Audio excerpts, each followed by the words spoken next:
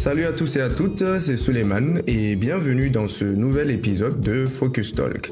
Si vous avez aimé notre discussion de la dernière fois sur le libre arbitre, de ses implications, etc., eh bien vous allez adorer le sujet d'aujourd'hui, puisqu'on va plonger dans une question qui traverse la science, la philosophie et même les cultures anciennes, pour ne pas changer, qui est celle de la nature du temps.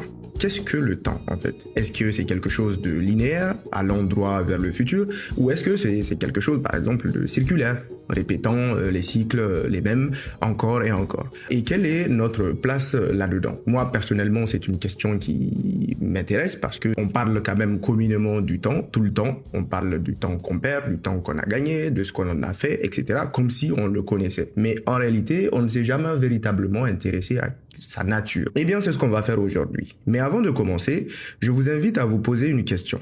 Quelle est votre expérience du temps?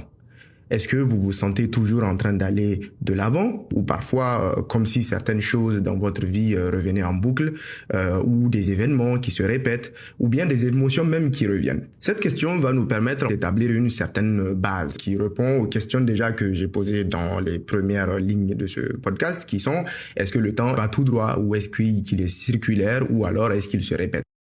Aujourd'hui, on va explorer ces différentes visions du temps à travers plusieurs perspectives d'ailleurs, la science, la philosophie et même des cultures qui voient par exemple le temps différemment de nous, de la vision commune que nous, les gens normaux, peuvent en avoir. On va voir comment notre compréhension du temps a évolué au fil des siècles et comment elle continue de nous fasciner et même de nous édifier dans certains cas de figure. Je vous invite à vous asseoir confortablement ou pas, ça dépend de ce que vous faites quand vous écoutez ce podcast, je vous en remercie d'ailleurs, et c'est parti.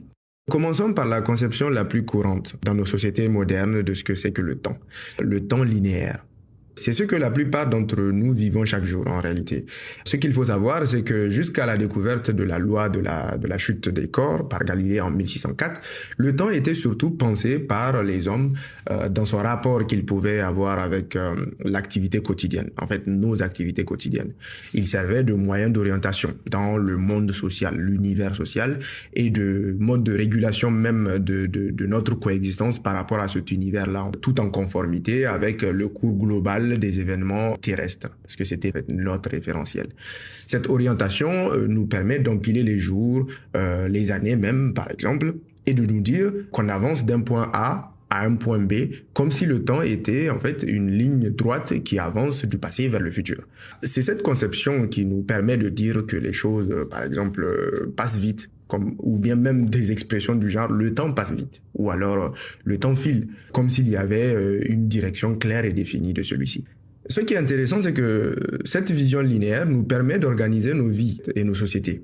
On peut considérer par exemple qu'une personne est un enfant parce qu'elle a 5 ans, ou dire d'une autre personne qu'elle a 70 ans et donc qu'elle est âgée. En fonction du temps, on arrive à identifier certains phénomènes.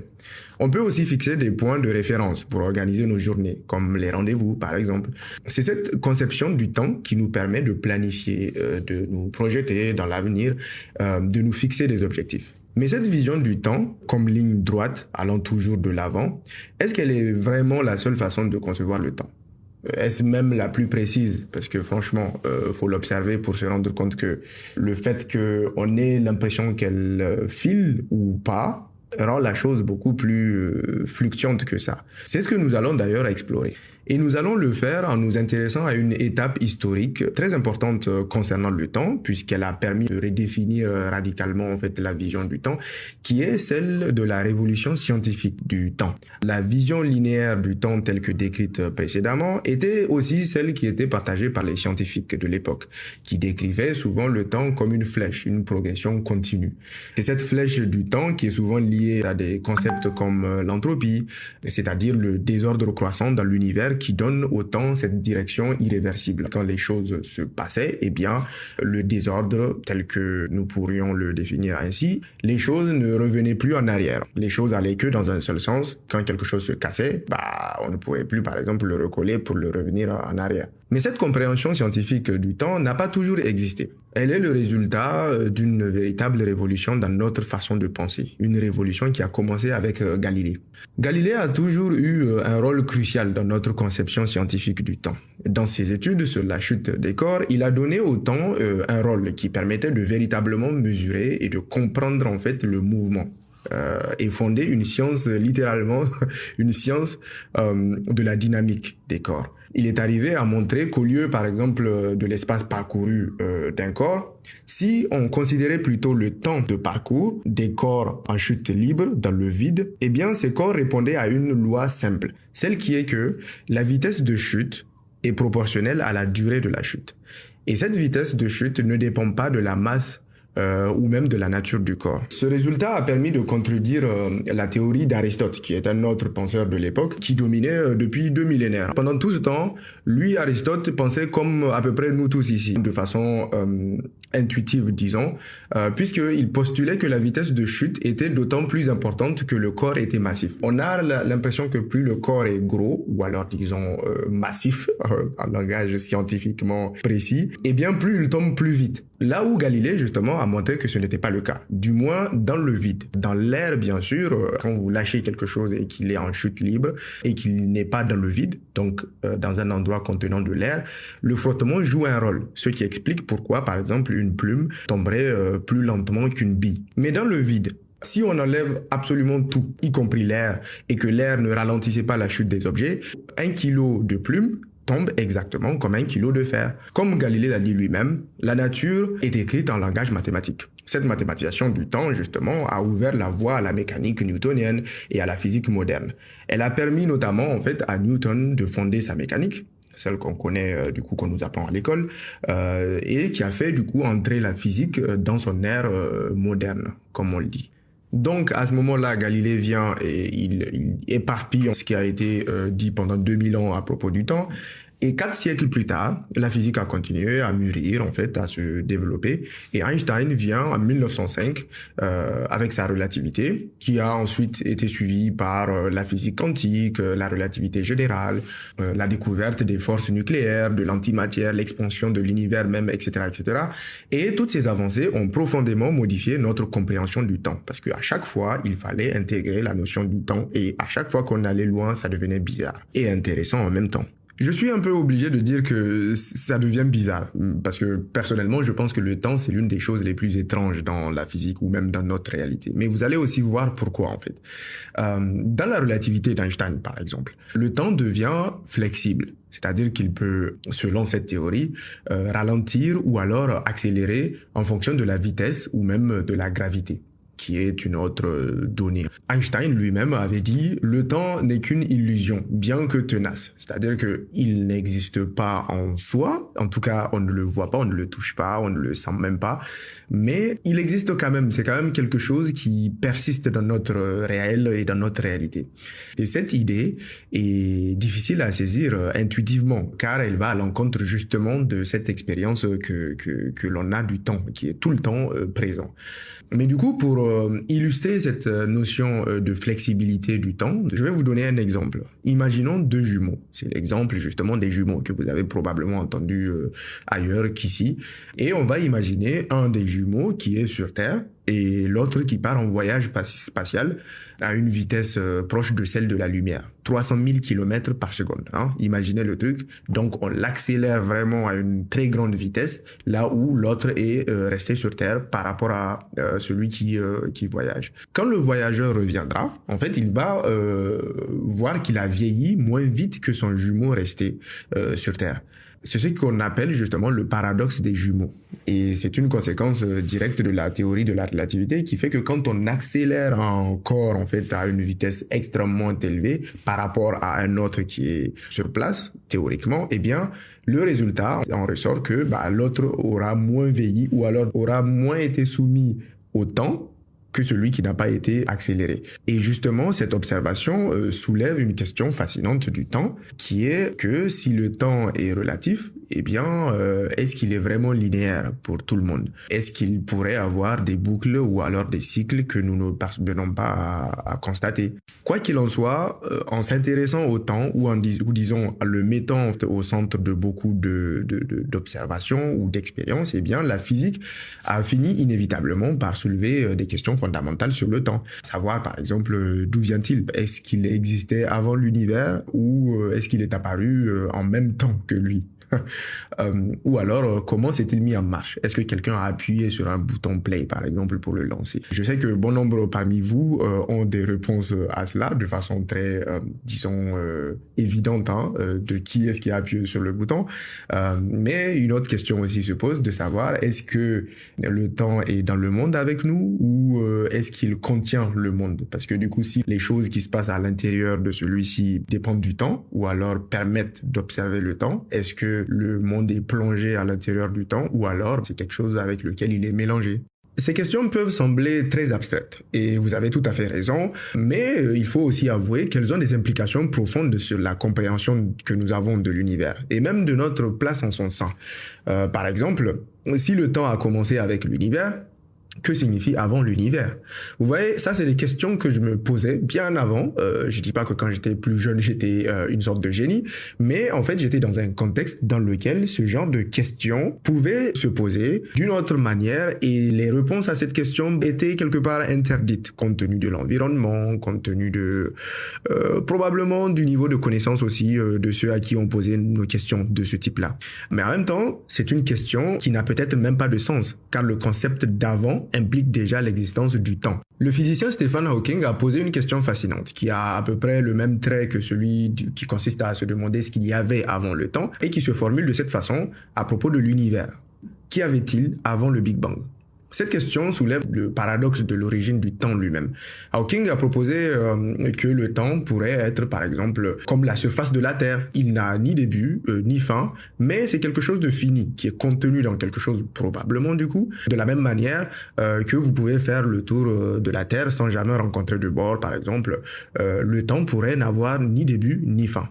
Dans la même veine, quand on lui a posé la question de savoir qui avait-il avant le Big Bang, le physicien américain Brian Greene, que j'ai entendu dans un podcast une fois, a répondu à la question de la sorte. En fait, il faut imaginer la question qui consiste à savoir ce qu'il y avait avant le Big Bang comme une question insensée. Et pour comprendre le non-sens de cette question, il a proposé une métaphore. Imaginons quelqu'un qui marcherait en direction du pôle Nord. Donc, il se dirige vers le pôle Nord, mais du coup, il ne sait pas quel chemin prendre exactement. Donc, sur le chemin, il croise quelqu'un et il lui demande, je vais vers le pôle Nord, est-ce que vous pouvez m'indiquer le chemin?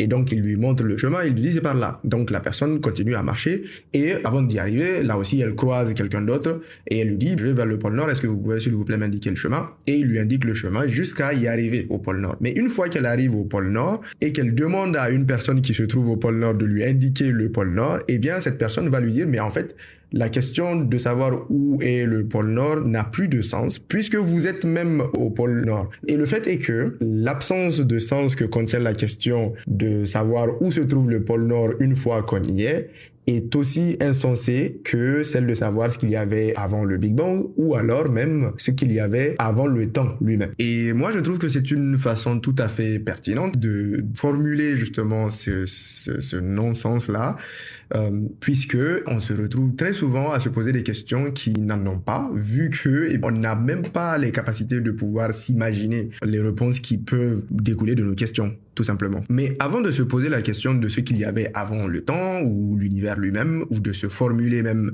la chose, de se l'imaginer, parlons de notre perception quotidienne du temps, de comment on le représente, comment on l'imagine, le temps dans nos têtes et dans nos cultures et dans nos vies courantes.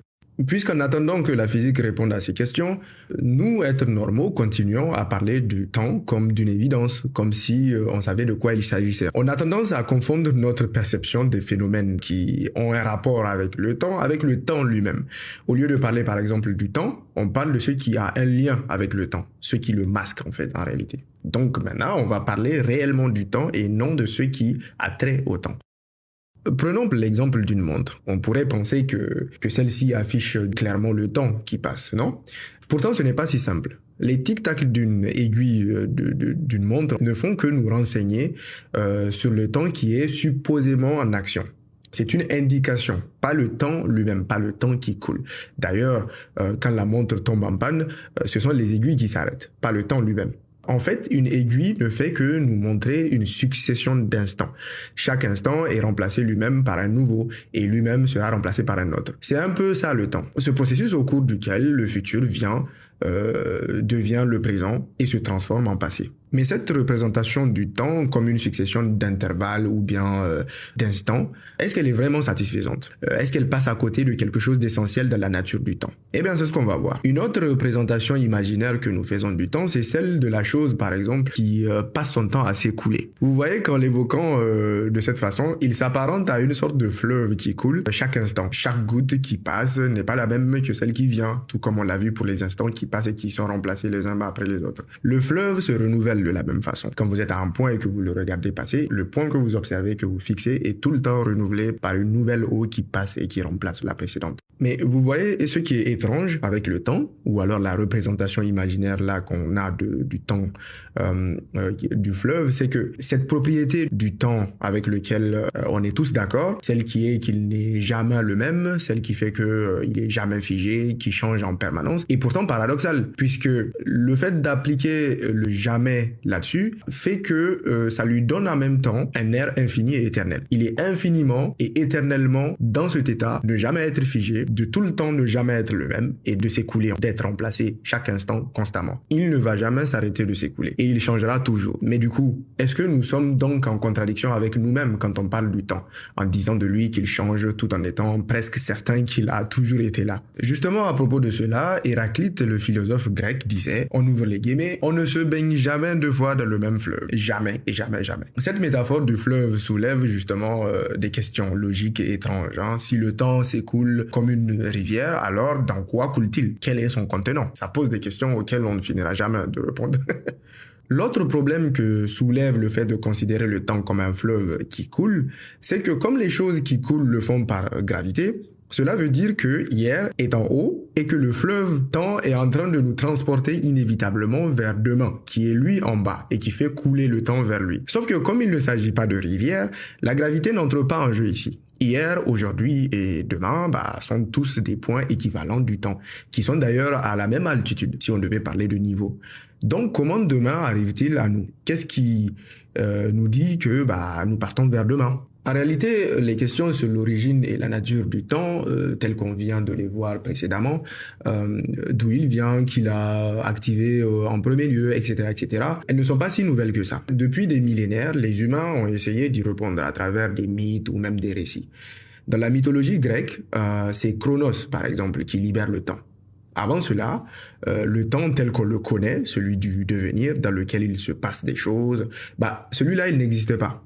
Il a fallu que Chronos, le fils d'Uranos, le ciel, et de Gaïa, la terre, puisqu'avant les deux étaient collés ensemble, sorte du ventre de sa mère. Et une fois sorti, il a attrapé les parties intimes de son père et les lui a coupées. Compte tenu de la douleur que cela a vraisemblablement pu engendrer, vous l'imaginez, Uranos hurla. Il s'éloigna, on va dire, de sa compagne qui était Gaïa, donc la terre, qui en avait marre de toutes les façons. Et cette séparation a permis la sortie des titans qui sortaient du ventre de leur mère, la terre, pour peupler la surface de celle-ci et se permettre d'enfanter à leur tour, mettant ainsi le temps du devenir en route. Vous me direz, si le temps n'existait pas avant la sortie de Chronos, dans quel temps Uranos et Gaïa faisaient-ils leurs petites affaires?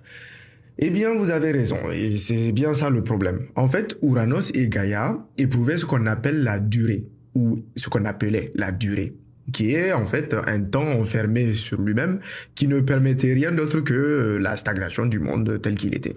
Tant qu'Uranos était collé à Gaïa, il ne se passait rien. Mais comme je vous l'ai dit, elle a fini par en avoir marre. Du côté de l'hindouisme, l'histoire est presque la même, à peu près. À la place du temps, il y avait la durée, dans laquelle il se passait des choses, comme la ponte d'un œuf par l'océan, qui était au commencement seul et qui eut subitement envie de procréer. Avec qui ou quoi, ça on ne le sait pas. Mais au bout d'un moment, qui a duré aussi longtemps qu'une année, regardez la bizarrerie, eh bien Pajapati est apparu. Je crois qu'il a pondu. Est-ce qu'on dit qu'il a pondu? Non, il a éclos. Et comme Chronos, il déclencha le temps, le vrai. On notera également la contradiction qu'il y a dans le fait que le temps n'existait pas avant l'arrivée de Pajapati et le fait que l'œuf duquel il est sorti a pris une année pour éclore. Mais bon, c'est compliqué et il faut bien trouver une explication pour justifier la réalité telle qu'elle était faite, quoi. Aussi farfelue soit-elle. Et cette contradiction est presque normale, puisque on la retrouve naturellement en Orient et en Occident et même dans ma propre culture. évoquant des histoires comportant des repères temporels, tout en excluant le temps. Mais pourtant, on arrive à situer là où ça s'est passé ou quand ça s'est passé. Mais il faudra se le dire à un moment donné, le temps ne commence pas quand les choses commencent à bouger ou même à se transformer. Non, le temps s'en fiche. En fait, le temps, il concerne y compris des endroits ou même des choses qui ne changent pas. Ça, je crois qu'on l'a tous remarqué. Mais maintenant, abordons une autre conception du temps, qui est autre que linéaire. Parce qu'en fait, dans certaines traditions philosophiques et religieuses, le temps n'est pas du tout vu comme une ligne. Il est vu comme circulaire. Si on prend par exemple des philosophies orientales comme l'hindouisme et le bouddhisme, dans ces cultures, le temps est un cycle infini de naissance, de mort et de renaissance. Le Bhagavad Gita, texte sacré de l'hindouisme, dit d'ailleurs à propos de cette notion de cycle du temps, entre guillemets, que pour celui qui est né, la mort est certaine. Pour celui qui est mort, la naissance est certaine. Cette idée de cycle éternel est donc au cœur de la conception du temps dans ces traditions-là. Dans le bouddhisme, on parlera par exemple de samsara, le cycle de la réincarnation.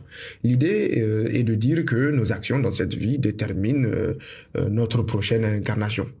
C'est un peu comme si le temps était une grande roue qui tourne sans cesse, nous ramenant encore et encore à de nouvelles vies jusqu'à ce qu'on atteigne l'illumination. Donc en fait, tout le monde a une échappatoire d'une certaine façon. Même dans les civilisations anciennes, comme celle des Mayas par exemple, le temps était vu comme une série de cycles répétitifs. Leur calendrier n'était pas simplement une progression vers l'avant comme nos calendriers aujourd'hui, mais une cycle de cercles en fait où tout finit par se répéter. Chaque période de temps était connectée aux événements passés et futurs comme si le destin de l'humanité tournait en boucle. Quoi qu'il en soit, l'importance d'une vision cyclique du temps, même si je ne suis pas... C'est-à-dire que même si le temps était vraiment cyclique, moi, franchement, j'espère que je sortirai de ce cycle-là et que j'irai en ligne droite complètement. En tout cas, cette vision a son importance, puisqu'elle le réconforte, en fait. Elle est réconfortante pour certaines personnes. Si tout se répète, peut-être que les erreurs d'aujourd'hui peuvent être corrigées demain. Ça donne une sorte de seconde chance, une chance cosmique. Est-ce que vous voyez? Mais pour d'autres, cela peut être un peu étouffant, comme moi par exemple. Si rien ne change vraiment, avons-nous réellement le pouvoir de notre destin? Et d'ailleurs, cela me fait penser à une discussion récente que j'ai eue avec un ami qui me parlait de l'impression qu'il avait de revivre sans cesse les mêmes situations. Pas forcément des situations de déjà vu, des impressions de déjà vu que je pense nous tous avons déjà vécu. Vraiment l'impression de répétition. Peut-être que vous-même avez ressenti ça, ces moments où on a l'impression que la vie est en boucle, une série d'événements qui se répètent encore et encore à l'identique. Pas à ce point-là, genre c'est pas par centaines, mais voilà, il y a une répétition. Et du coup, ça rend compte de à quel point c'est fascinant de voir comment cette idée de cycle temporel se reflète, y compris dans notre psychologie, parce que je pense que ça se passe surtout là où Carl Jung, en fait, d'ailleurs, qui est le célèbre psychanalyste et philosophe, parlait d'archétypes et de motifs récurrents dans nos vies. Il disait, jusqu'à ce que vous rendiez conscient de l'inconscient, il dirigera votre vie et vous l'appellerez destin. C'est comme si nos vies personnelles reflétaient cette idée justement de temps cyclique. Après avoir dit tout ceci, en fait, ce qui est intéressant à propos de cette logique cyclique prônée par la culture, la religion et même, je sais pas moi, notre propre psychologie, eh bien, si on regarde du côté de la physique moderne, il y a des théories fascinantes qui pourraient réconcilier même la perspective linéaire et cyclique du temps. Prenons par exemple la théorie du Big Bang. Elle suggère que l'univers a eu un début, ce qui favorise l'idée d'un temps linéaire. Mais certaines théories, justement, proposent que l'univers pourrait un jour se contracter. D'ailleurs, il y a des données, en fait, qui pourraient suggérer cela actuellement, ce qui donne naissance à un nouveau Big Bang ensuite. C'est-à-dire que l'univers se contracte et il explose à nouveau, puis se recontracte. Et de façon cyclique, on a des univers qui apparaissent. Une répétition à l'échelle cosmique, quoi. D'ailleurs, le physicien théoricien Michio Kaku, qui est un physicien qui s'intéresse beaucoup à tout ce qui est quantique, théorie des mondes multiples, etc., que vous pouvez retrouver en fait dans des podcasts sur YouTube, cheveux blancs, etc., qui rappellent un peu Einstein. Ce mec, il a dit que dans la théorie des cordes, chaque particule est vue comme une petite corde vibrante. Et chaque corde peut vibrer d'une manière différente. Si la théorie des cordes, en fait, est correcte, l'univers entier peut être vu comme une grosse symphonie avec des cordes qui vibrent. Si vous avez vu des documentaires sur justement cette théorie des cordes, vous imaginez de quoi je parle. Et cette image poétique nous rappelle que même dans les théories les plus avancées, il y a de la place pour une certaine circularité. CF, les cordes elles-mêmes qui sont circulaires dans certains cas. Et que dire de la mécanique quantique? Parce que là, on est en train de parler en fait de la théorie des cordes, un peu, enfin on évoque la théorie des cordes, mais il y a à côté de cela la mécanique quantique dans laquelle les événements semblent pouvoir se produire dans toutes les directions temporelles à la fois, toutes les directions du temps en même temps. C'est pas genre linéaire ou circulaire, c'est vraiment un truc diffus en fait qui occupe l'espace en même temps. Et certains chercheurs justement avancent même que les univers parallèles pourraient exister, chacun avec ses propres lignes temporelles, certaines linéaires et d'autres circulaires. Et j'imagine d'autres qui ont les deux en même temps, non? En tout cas, tout ça, c'est des théories, hein? Et c'est vraiment très théorique, mais les données physiques, enfin, des équations qu'on regroupe, permettent en tout cas de penser ce genre d'idées de mondes multiples, de symphonies, etc., etc. Mais bon, avant d'aller plus loin que là où nous sommes déjà, on va se demander là où tout cela nous mène. Quelle est la nature réelle du temps? Est-ce qu'on y a répondu après avoir évoqué tout ça? Est-ce que c'est une illusion que nous nous créons pour donner du sens en fait à notre existence, ou est-ce une réalité objective? Et surtout, qu'est-ce que cela signifie pour notre manière de vivre? Si le temps est circulaire, est-ce que cela change notre rapport à la mort? Parce que quand même, j'en connais qui te diront 2-3 mots là-dessus. Ou bah alors même au destin, ou même aux objectifs de nos vies. Ce que je trouve fascinant, en tout cas, à propos de cette question du temps, c'est qu'elle est incroyablement subjective. Quand on est concentré, 1 heure peut passer en un instant. Mais quand on attend quelque chose d'important, on l'a tous expérimenté, 1 minute peut sembler durer une éternité. Peut-être même qu'en écoutant ce podcast, peut vous a semblé passer extrêmement vite, ou alors, il vous a semblé être laborieux et extrêmement long. Cela montre bien que même si nous vivons le temps de manière linéaire, ou alors nous en avons l'impression, il est loin d'être aussi simple dans notre expérience quotidienne. Il est très étrange, il change, il prend des formes différentes, ou on le ressent différemment en tout cas. Comme le disait le philosophe Alain, ouvrez les guillemets, le temps est ce qui fait que tout ne se produit pas en même temps. Cette simple phrase capture à la fois la linéarité et la circularité du temps. Le temps nous permet de vivre des choses les unes après les autres, comme des instants qui se remplacent les uns après les autres et qui ne se rattrapent plus. Mais en même temps, c'est aussi ce dernier qui nous permet de les revivre, de nous souvenir, de nous projeter à nouveau. Et vous alors, qu'est-ce que vous en pensez? Est-ce que vous pensez que le temps est une ligne qui nous mène droit d'un point à un autre, ou alors est-ce que c'est un cycle qui nous ramène toujours au même endroit? Ou peut-être même que c'est quelque chose de beaucoup plus complexe que ça. Peut-être quelque chose que nous n'avons même pas encore réussi à saisir pleinement. Ce qui est démontré clairement par tout ce que j'ai dit dans ce podcast. Mais du coup, je suis très curieux de savoir ce que vous en pensez, et j'espère que vous allez partager vos avis sur nos réseaux sociaux ou laisser un commentaire. Et c'est ainsi que nous arrivons à la fin de cet épisode. Merci d'avoir écouté. Et c'était Suleiman sur Focus Talk.